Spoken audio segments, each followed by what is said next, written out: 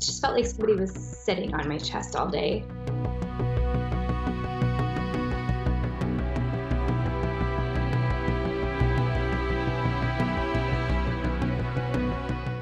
As much as I don't love going to the VA, that's the only place I get my health care from right now. So I called my doctor at the VA, but because nobody was there, they sent me through to like a triage nurse.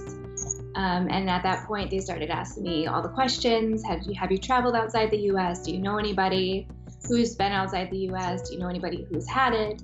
And because I answered no to those questions, at that point, we're at the testing stage where they just kind of shrugged it off like, well, there's no way it could be that then. And if you're feeling sick, just treat your symptoms and whatever.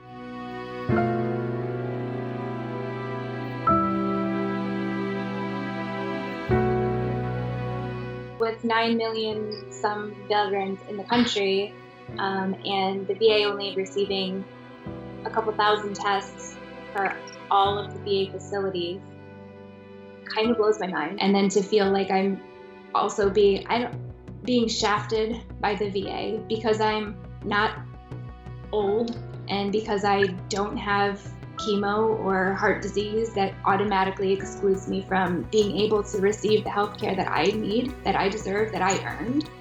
It blows my mind. All I know is we need testing, and not just for people who are on their deathbeds, not just for people who need to be in a hospital bed and hooked up to a ventilator, because this virus is being spread by people who don't even know they have it.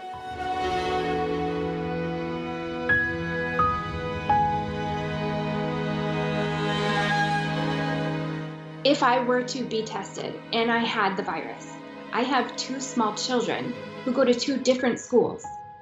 And if they can be carriers, they need to be tested. And then if they're positive, those kids need to be tested, as well as their parents and the teachers at those schools. Because if that's the way this is transferring to different people, I have now infected hundreds.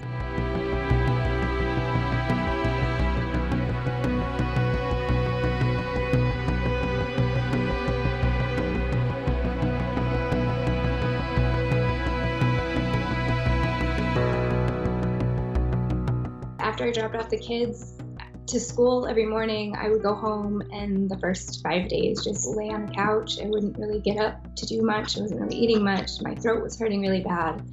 And my chest just felt like somebody was sitting on my chest all day.